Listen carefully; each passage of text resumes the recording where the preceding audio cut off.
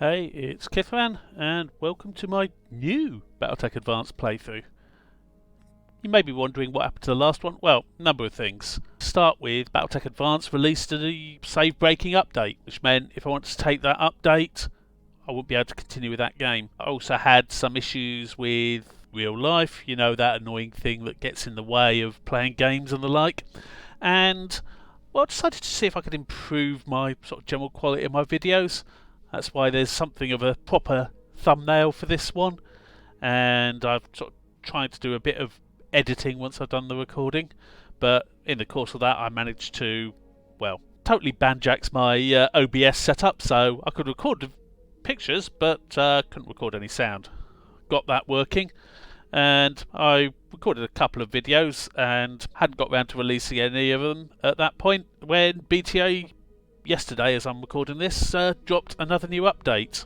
So I figured, right, okay, I'll take that update as it's the 3rd anniversary of BattleTech Advanced. So we're playing the most recent version. Also, when I installed it, I actually chose to use the community content, which is mechs, a few other bits and pieces that are designed by some of the patrons of BTA. So we got a few extra mechs, a few extra vehicles, weapons, etc., which, well, we may or may not see, who knows. What's new in this release? Well, there's, as I understand it, anyway, not got this far so I don't know, there's a concept of factory worlds, and that's going to be where you'll find a lot more of the mechs and vehicles, and that's based on lore. So, you know, if it's a planet that is known for producing a particular mech, if you go there, you are likely to find that mech on sale, which is going to be useful for finding specific things. Now, Junkyard Dogs is my new mercenary company. Reason for that? Well, the random character generator gave my commander the name of Junker, so I thought Junkyard Dogs. And being BattleTech, yes, it's a canine mercenary unit. I had to go for a red and black colour scheme. The logo, well, that may well be familiar to some people. Yep, it's the Kellhounds logo. Unfortunately, it's probably the best logo of those available for a dog-based mercenary unit, so there we go. Anyway, as you notice, we've got a few people, they got a bit of experience already. Reason for that is I didn't want to go through the initial missions on the starter world. We did that in the last playthrough. So what I've done, I've gone through all the missions I could do on the starter world and then flown to the next one, and we're going to be picking up from that point. But anyway, first of all, let's go over our pilots. We've got Junker, he's our commander, and you will see, well, quite a lot of, pretty much every pilot who I can has gotten sure movement from piloting. It basically makes you harder to kill. It's that simple. We got Coach, who's a guy we've just picked up. Yes, Commander. Dida, who is our sole vehicle pilot at the moment. He is basically driving a Pegasus, and as you see, he's been with us from the start, so he's gotten +1 piloting when using a Pegasus. Orders. Jammer, and he is using Infiltrator Mark II battle armor. Yep, this time round I'm using battle armor as well. So he's one of our battle armor pilots. Receiving you. Jester, he, if I remember correctly, is our scout, and he started off in a Jenner, but now he's in a Mistlynx. We were quite lucky to start with. Our initial missions, we came up against the Nova Cats a couple of times, and we ended up with 5 bits of a Mistlynx. So I put together one, and that is our scout mech. And when we get to mechs, I'll show it to you. He's quite nice though. Mongoose, he's just got the piloting. He started off in the Wolfhound, and then when we got the Mistlynx, he switched over to the Jenner, primarily because the Wolfhound was damaged and it took a bit of time to repair it. Commander. Pillbug, he's another new pilot. that's why he's on 0 XP. We've literally just picked him up, just so we've got a second vehicle pilot. Standing by. Slapdash. She's in one of our other starting mechs. Clint. Order. Squire. He's our other battle armor pilot. Picked him up at the start. We didn't actually start with him. We recruited him. And finally, we've got Stencil. No idea what that uniform is meant to be, but he's got it. And he's piloting a dervish. So, I mentioned what people are piloting. Let's actually have a look at them. Junker, well, I didn't mention what Junker was piloting. He's piloting a chameleon. Very similar fit to the other chameleon we had last time. Medium lasers, max armor. It's well, near enough max armor. It's missing basically a single 5 points from the center torso, but that means it's not got any wasted weight. Then we got the Jenner. This is again one of our starting mechs. Strip the max the armor, so which meant I had to strip the jump jets and the SOM to basically get it within weight.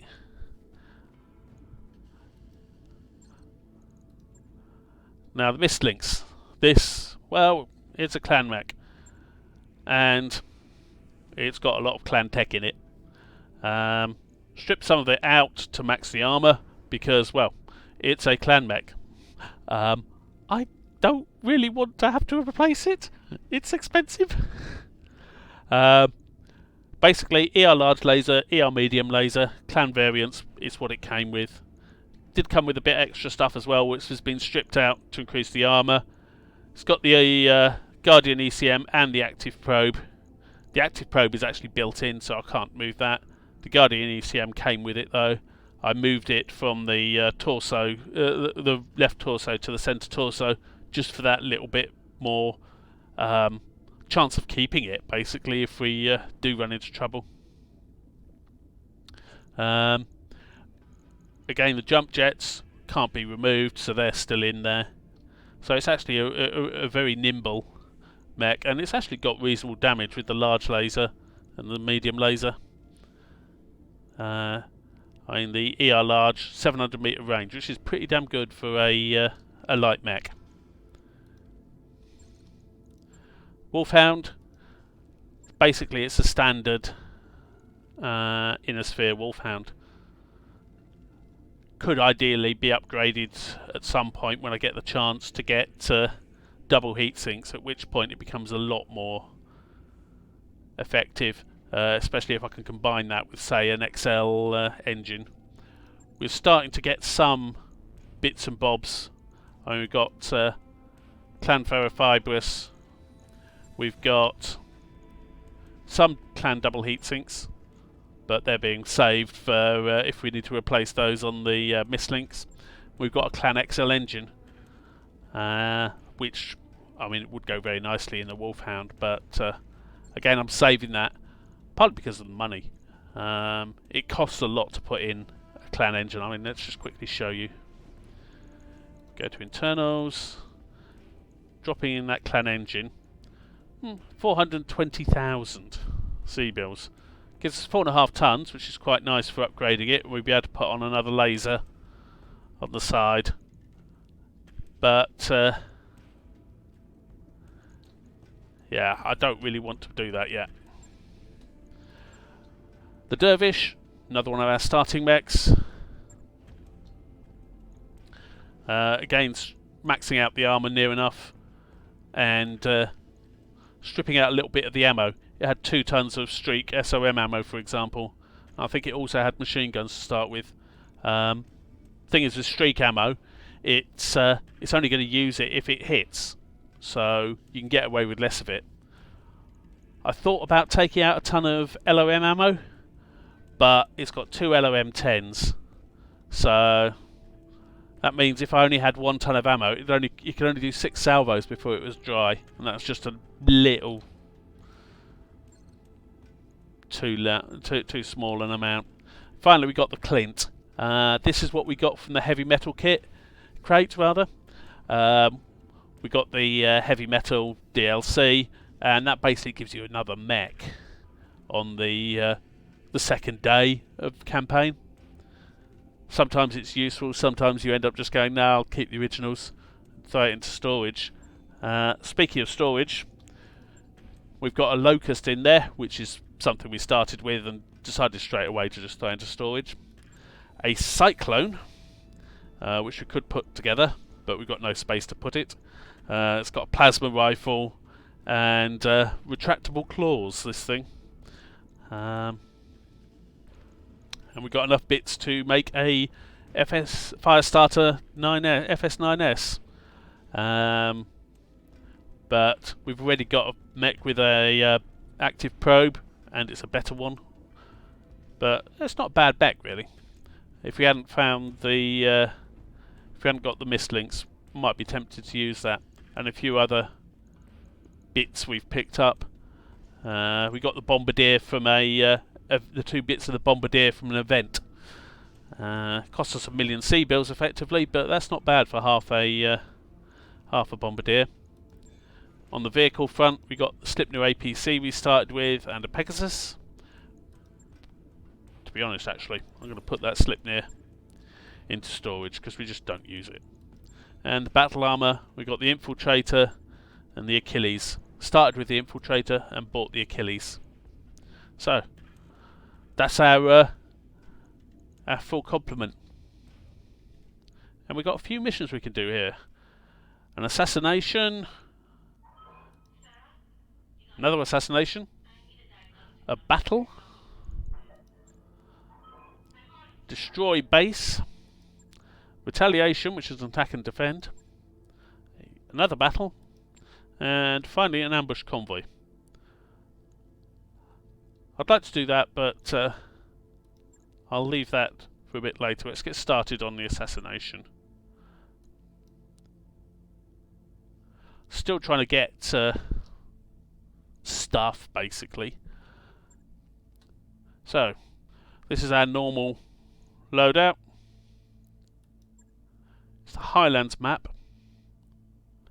So given that, I might pull out the Pegasus and bring in the Wolfhound instead.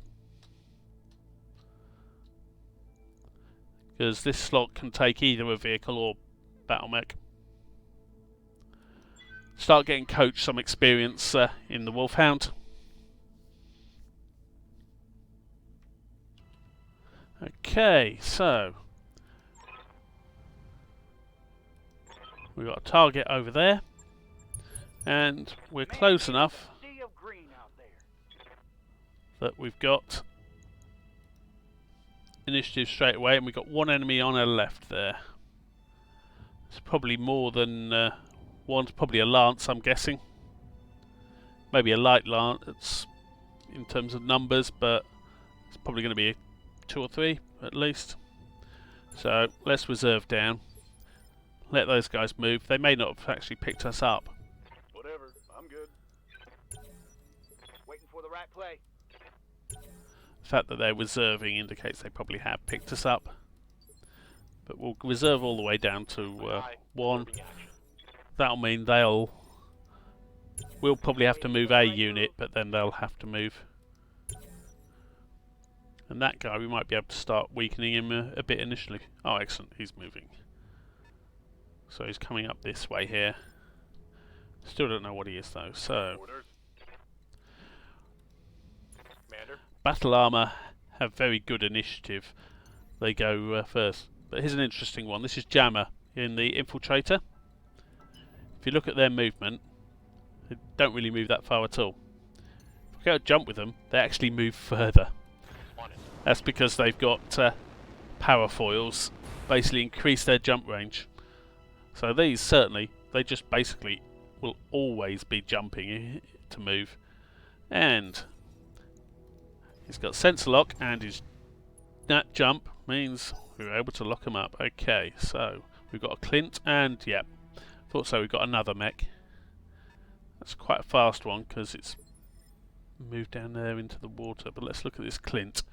Okay. Light autocannon 5, 2 medium lasers, but one of those medium lasers is damaged.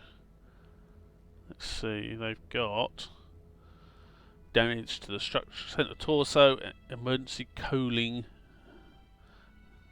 and an engine crit. That's probably effectively the emergency cooling. So he's going to have would have heat issues, but because he's missing a medium laser, that's basically going to negate the extra heat I'd expect. Yes, he's going to be producing more heat. Just out of range, that's annoying. And I made a mistake there. I should really have sensor locked with him as well, because both my battle armor units, they can both sensor lock. Okay, so we got Coach in the Wolfhound. He's a new pilot.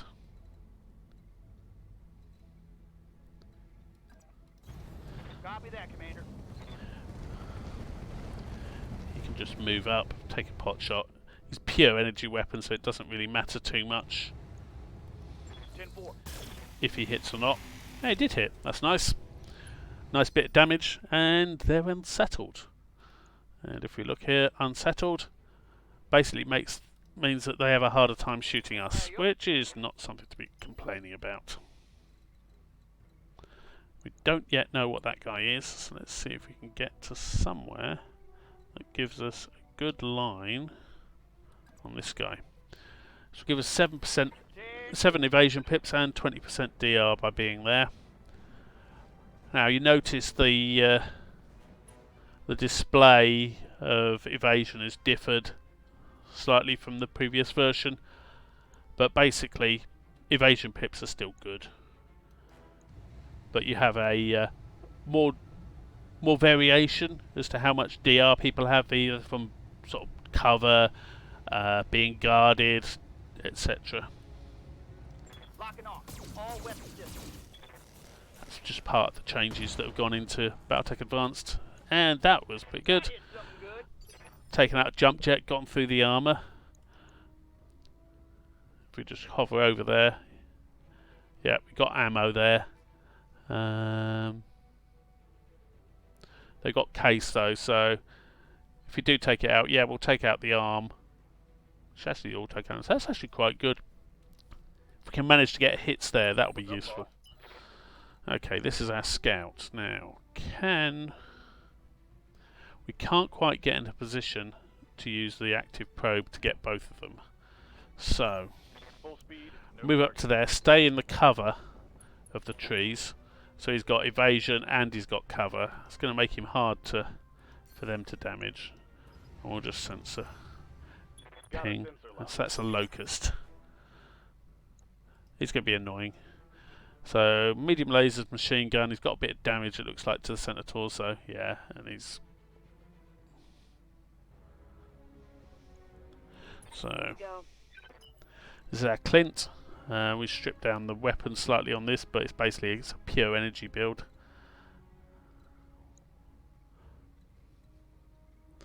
So I think that's going to be our best move. Going to have high ground. We're going to have cover, so it's going to be hard for them to hit back. Not good chance to hit, but it costs us nothing. It's not like it's using ammo, and it was definitely worth taking the chance there. Okay, so Junker in the Chameleon. We're just going to move him up. Might as well keep him in the trees. They may well move to get line of sight on us, and also the Mistlink's got the Clan Guardian ECM, so the Chameleon being there, he's got the protection from that as well. Finally, Stencil in the Dervish. Now he has got LOMs, so he can actually start shooting at something. So Locust has got a center torso damage. Just a machine gun we'd be able to take out if we were to take out the torso. No engine or anything. What about the Clint? Yeah, he's got all the ammo and the weapon. So if we take out the ammo, we will take out the weapon as well. So what's our chance to hit? 63%, not bad. That'll do the job. Got it, Commander.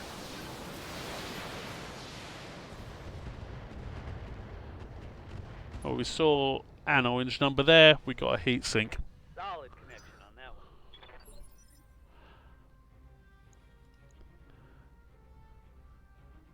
So yeah, What's up, Commander? could have had better luck. Could have had worse luck. You know, it's one of those things. But the battle armor, you'll start to notice. They spend a lot of time not doing much. I could modify one or two of the mechs to put handholds on them, so the battle armor would be able to mount up and be moved by them. But A, that takes weight on everything bar the mist links, because Omni mechs effectively automatically have handholds. Also, it does slow down the mech a bit. And finally, I'm still not 100% comfortable with how to use battle armor the best effect, really. Yes, they can swarm an enemy mech, but once they're actually swarming it, if you shoot it, you'll do damage to your own troops. So you've got to be a lot more careful with all your timing for things. Okay, so if I jump to there, Jumping. I'm going to be hard to hit because I've jumped and I've moved a decent distance. Still not worth doing active probe because it'll only get one of them. So we won't bother with that. But we have a very good chance to hit the Clint. What about if I was to shoot? Yeah. So 90-something%, 20-something%. We're going to go for the Clint. It's also the bigger threat as well, because that Locust has already moved. Pilot is bleeding out. One activation remaining. He's pretty much no longer a threat. What are your orders, Skipper? So Double time. we now concentrate on the Locust. Which means, even though these chances to hit are low, Firing. we might as well. It's energy weapons. Yeah. Not unexpected, Hit. but again, it didn't actually cost us anything. So, can we get a decent line onto the Locust? And the answer is no, not at the moment. So we'll stick to the high ground, so we're not that vulnerable. Just move over there.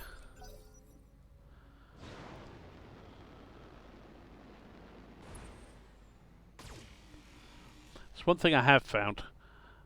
The NPCs really do like shooting the battle armor. It might be down to the fact they've got almost always have a low number of pips, because they don't move that far, and that's where you get a lot of your pips from.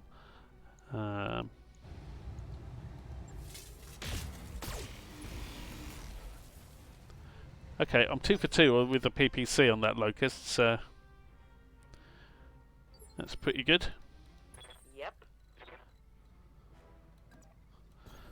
I'll do what I can. Confirmed.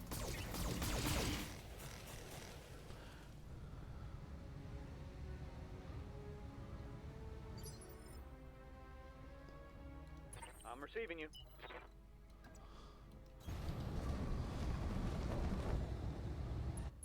So not going to bother with the LOMs. Low hit chance and every shot costs money. I might as well shoot the streaks though, because the only time they'll fire is if they'll actually hit. So it's not the same way. Yeah, sort of. You're always getting something for your money if you're shooting streaks. So I've got a sensor lock. Good to go. Affirmative. So, battle armor could take a shot here. Only 54%, plus that guy's basically going to act this turn and then just bleed out. The mag shot Gauss rifle they come with, they actually have a decent range, as you see, and they do reasonable damage. A couple of hits from that is equivalent to a medium laser in terms of damage, and they've also got the far shorter range SMG. But what we're going to do is just Got a lock. further reduce the evasion on that Locust. He's going to move now, which means he's going to get his evasion back, but it does mean that he's also got this penalty on his return shots. No idea if that meant the difference between him missing and hitting, but either way he missed, so that's what we care about.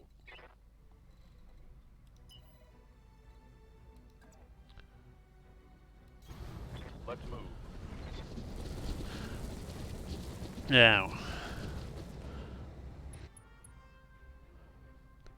I think we've only got one other thing, which is our target over here. So, this time, I've managed to manoeuvre so we've got both targets in range of the active probe. Got a lock. So that's going to reduce the evasion on the Locust and on the Clint, plus give both of them a penalty to shoot back. As we're expecting that Clint to take one more shot at us, that's worth doing, I'd say. And at the same time, let's get the Wolfhound down up close and personal. That's a far better chance to hit. Now this is a problem with the original Wolfhound, it can overheat. That's a bit annoying, but I got you.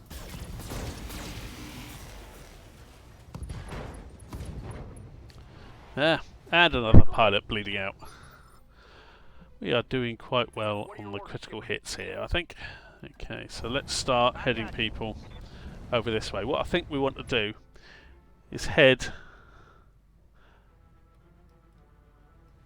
towards this island here, because our target is over the far side of it.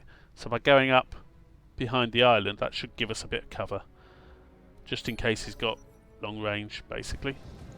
So the Clint moves and shoots the battle armor again, does nothing, and then I think disappears. Yep, you see he's collapsed because he's bled out. 50% destroyed. Yep, that told us what we were already pretty certain of. There's literally just this one Locust to go, and the same thing that just happened to the Clint is going to be happening to him. So we'll start moving everyone down to the water. Yeah? Confirmed. The Chameleon can do that rather nicely, with the added bonus that it being the water means it doesn't have any issues with the heat generated by that.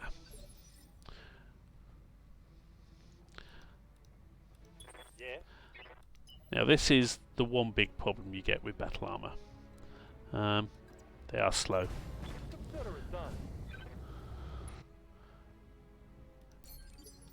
Basically now I'll consider myself lucky if they get to play a part in the battle. I'll keep moving them over. It could be that we get the enemy get reinforcements or something, and they suddenly find themselves somewhere useful. But Standing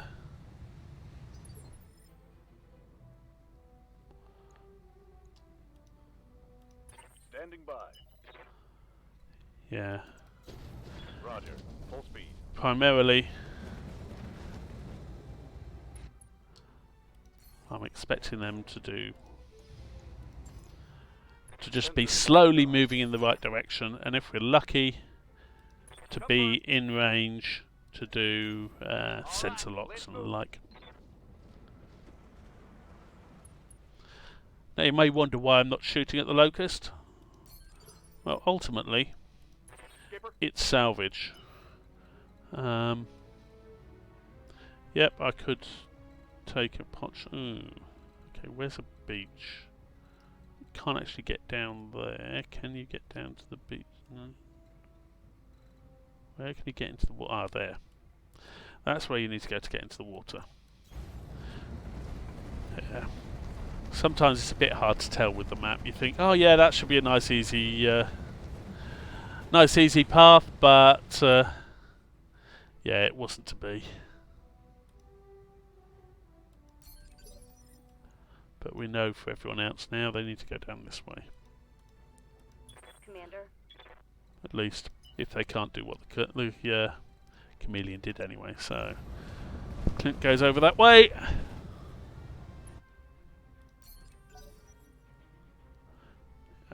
There's an enemy still around, we know that. And he's got some sort of long-range missile, because the locust is still around. That was Yep. what gave the targeting information for that attack. Anyway, let's Understood. Moving fast. move over. Orders. Unfortunately, the dervish started going the wrong way. In case you're wondering, yes, a dervish does normally have jump jets, but once again, No problem. strip them off. Far prefer more armour, especially early on. You're not. Ready for orders. It's different if you've got, you know, a dervish is the light mech with a bunch of heavies, or a lighter mech with a bunch of heavies. But when it is your heaviest mech, you want it to have that extra protection. Try aiming next time. See. There we go. So that's him down. So that's the supporting forces down. We just have the target. And no. On my way. Double time. I've got a feeling if I'd gone there, I would have had to just double back to here anyway to continue onwards. So it looks like that's a bit higher ground.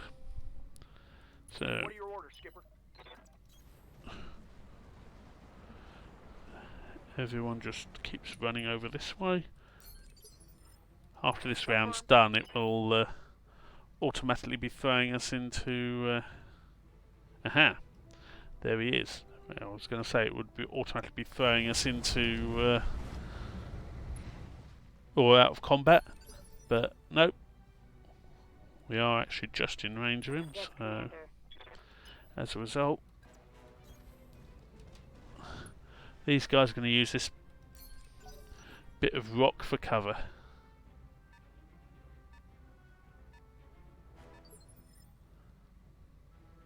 Cool. What do you need?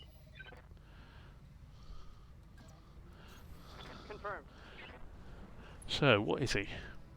He is a Kintaro, so a couple of large lasers and total 15 points of LOMs. Okay, so might as well use Battle Lord. 15% greater damage, plus 2 accuracy, 30 extra heat. However, I'm in water, so I've got far better heat sinking than normal. Take this. So 3 hits. Primary target is taking damage. That's good.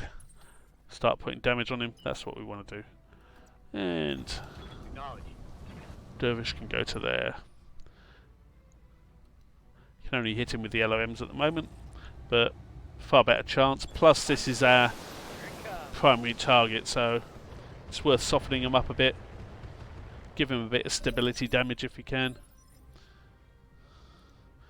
And a new. Yeah. So, What can I do you for?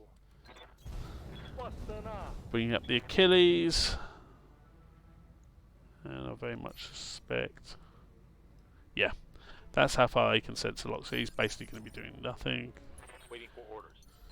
Jammer's not going to be much better. Let's see him. Yeah, his is there. So those guys aren't really going to help us much. But Roger that. the mist links, I think we're going to be better shooting because he's got precise strike available. He's almost certainly going to hit, and he's also going to knock his initiative down to 5, which means we get to act before he does. Because Junker and Stencil go on 6, so what would have happened without doing that, it would have been a case of him going before both Junker and Stencil. Let's do this. This way, we can basically close up on him. And yeah, I know, actually, if I go there, yeah. Shoot him from the side, increases the chance of hitting, and also increases the chance, 72, 82, yeah, another 10% chance of hitting. Increases the chance that he's going to end up something like unsettled. Not yet, but every bit counts. Ready for orders. The Clint. Got it.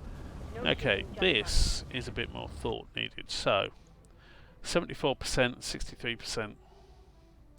I think we go for Battle Lord. We've already knocked his initiative down enough anyway. 84% with the PPC, and it's now doing more damage. running. Targeting for an alpha strike. Got through the to the structure. That's good. Got it. No shooting, just running. Deliberately ended in the water there, so I get the increased healing, cooling. Okay. So yeah, Aye, aye.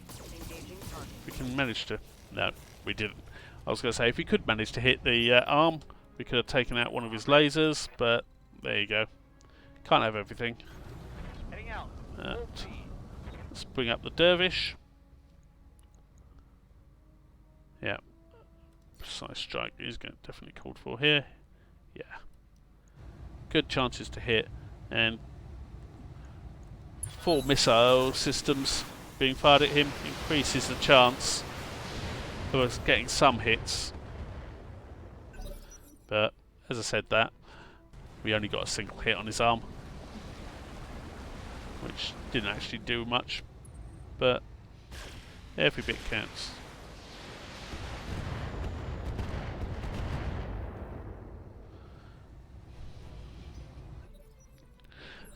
But I'll take that, that's minimal damage for us. In the meantime, continue to move these guys up. See if they can get the sensor lock. He can't. Yes, Commander. Sensor lock is for 2 reasons here. Well, 3 really. It reduces their evasion pips, makes them easier to hit. It gives them a penalty on shooting back, but also every time you successfully sensor lock someone, you get a bit of experience, Got something you want done? which can be quite useful, especially on No shooting. something like the Mistlink that's got the active probe. If it uses the active probe ping and locks half a dozen targets, that has the same effect as if it had locked a target every turn for 6 turns using sensor lock. Something good. So, yeah, scout pilots with Beagle probes Ready to run. or other active probes can Quick do very well experience-wise by sort of getting near a bunch of enemy units and firing off a ping. firing. Quite apart from the fact that that's also very good for you because you've reduced the number of evasion pips on a whole bunch of enemy units, and you've given them all a penalty to shoot back at you. So, anyway, I'm on him. we're basically just using weight of numbers on him now. Receiving you. Get as much damage into him as possible Aye, before he gets to act. Stand a chance of taking out that arm. Yep. As I say, we stand a chance of taking out that arm, and I think indeed I we did did. something good. So he's basically down to, I think, just the LOM 10 left. But this is what I meant about the initiative. Because we went last, and both of us had units going on initiative 6. He got to go first. Yep. Okay. He's got a point of evasion. We can actually get rid of that. Roger. Plus, by walking rather than running, we have an easier chance to hit him. Physical attack.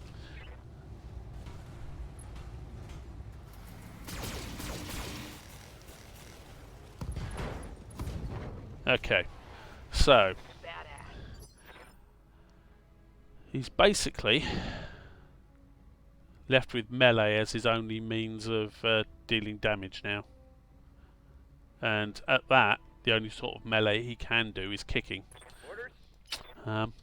It's rather hard to punch without, Roger that. if you've not got any arms.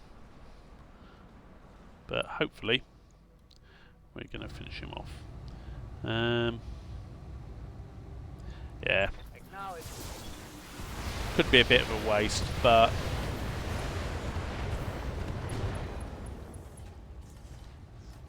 Reporting critical. excellent. That was what I was wanting. I was wanting to get it finished this round just for speed. Mission successful. So, let's see what we got. Okay, so didn't spend much on ammo. Improved our reputation with the Federated Suns slightly. Stencil got that kill at the end, and no one else gets credited with a kill. Basically because we'd made them punch out. So, loot wise, we get 2 picks. Could go for both bits of the Kintaro. Let's quickly look to see if there's anything else we might want. Nah, don't think we'd want that ferrofibrous. So yeah, it's a heavier mech. Let's take the Kintaro rather than 2 bits of the Clint. Well, we got 2 bits of Clint anyway. Got the 2 bits of Kintaro, a couple of parts of a Locust, medium lasers. The core's quite nice actually, that's worth a reasonable amount of money. But we're okay for money at the moment. And we're back on the Argo. Hope you enjoyed that. Come back next time where we should have another mission to go. Before we do that, we'll have some experience to spend on our guys. But I'll save that for next time as well. Catch you later. Kithon out.